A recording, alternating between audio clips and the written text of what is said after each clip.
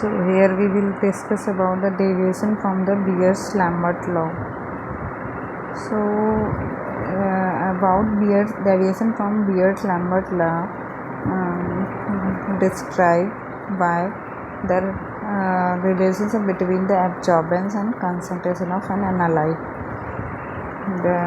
That relationship given by the Beers-Lambert law, and is that law valid in any condition? Does it have any limitation?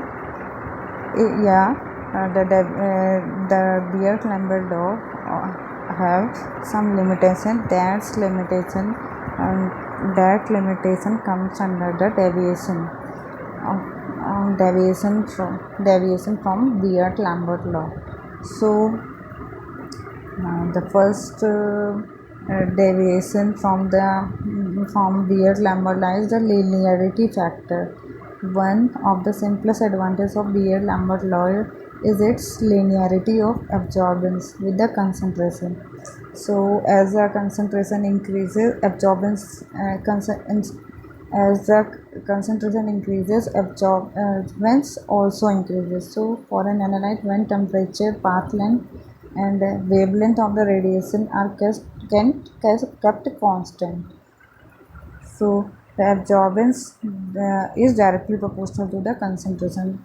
As we increase the concentration, so the absorbance also increases. The formula for it is A is equal to ABC. C is the concentration, A is capital A is the absorbance, and B is the intensity of light. In another word, the absorbance of a sample will be double when the concentration is doubled. If we double the concentration of the sample, the absorbance can also double.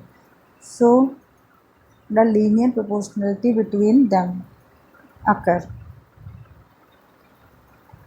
So when we plot a graph between absorbance and concentration, we should get a straight line passing through origin. So that is a graph here, that is a graph between the absorbance and concentration. Now if it does not behave like this, then what happened? So when in the Beers-Lambert law, if linearity not occurred between the curve of absorbance and concentration, if any non-linearity occurred, that non-linearity is known as, or that deviation from the linearity is known as the deviation from the Beers-Lambert law. So the deviation or the non-linearity can be produced by various factors like real deviations, spectral deviations, or chemical deviation. So first we discuss about the real deviation. This deviation is due to the analyte itself, particularly observed at higher concentration of analyte. So which concentration you may use for detecting the absorbance in spectrophotometer? Suppose you have placed a concentration solution and recorded the absorbance A1. Then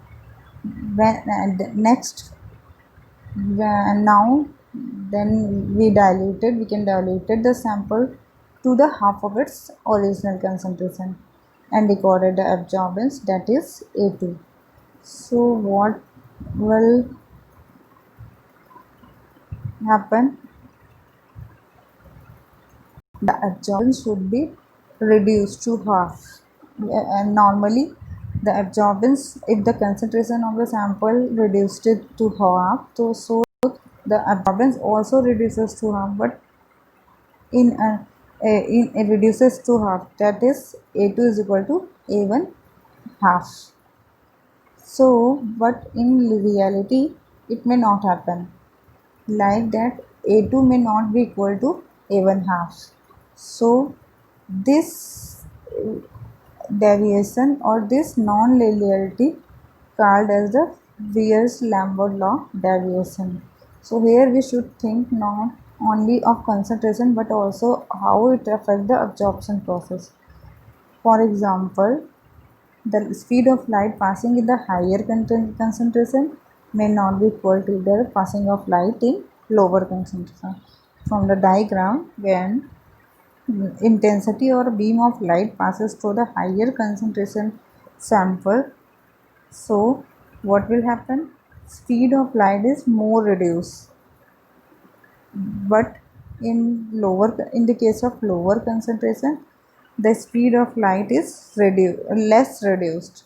So the absorbance in second increases, decreases, and first increases.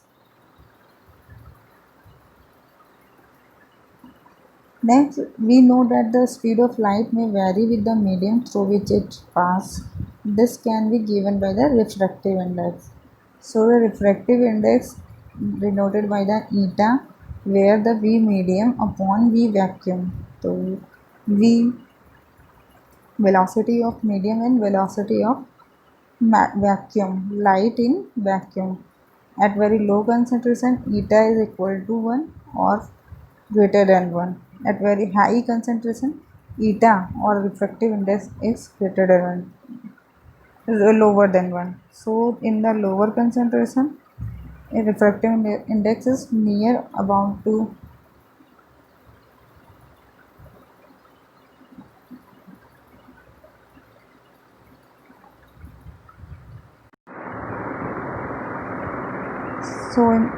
So in the lower concentration, refractive index is near to about to 1, and in the higher concentration it is less than 1 and affect the speed of light significantly, bring a deviation from Beer's-Lambert law. Beer's-Lambert law assumes that the refractive index of a sample measured in the same ideally near to 1. So at lower concentration, refractive index is not significant. Concentration from 10 to the power minus 6 to 10 to the power minus 3 molar, eta is equal to 1. But at higher concentration, above 10 to the power minus 3 molar, eta is less than 1.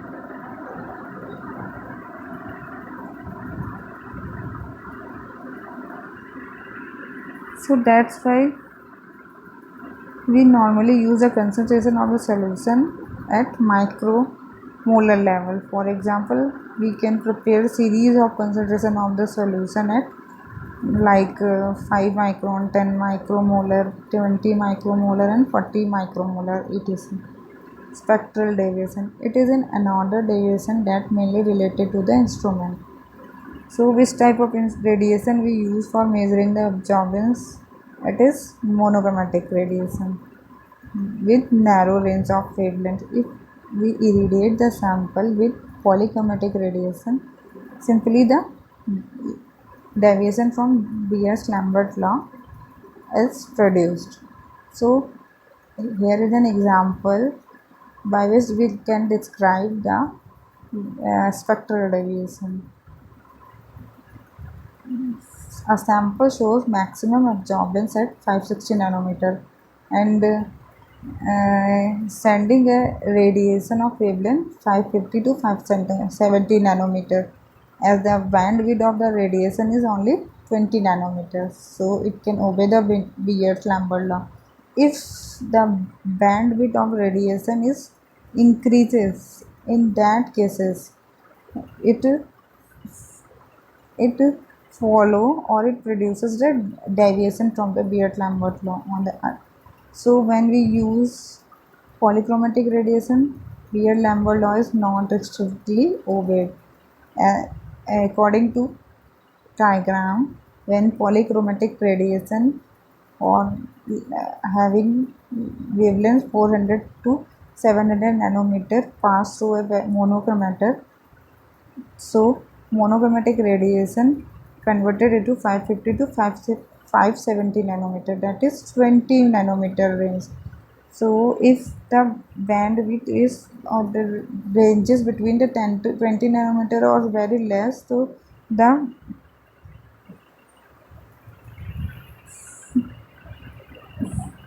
when we can so at just So the sample shows a maximum absorption. But if the analyte absorbed from 460 to 660 nanometer with lambda max 560 nanometer, its natural bandwidth is equal to 660 minus 462 is equal to 200 nanometer. So the 200 nanometer is known as, or is called as natural bandwidth. So if the spectral width is less than natural bandwidth 1 upon 10,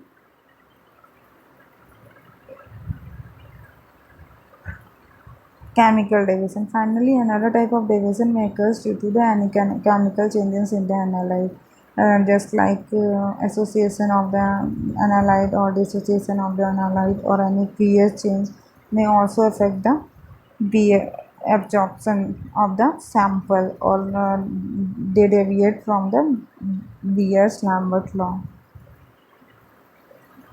So here we discuss about the deviation from the Beer-Lambert law by that is chemical deviation, spectral deviation, and real deviation. Thank you.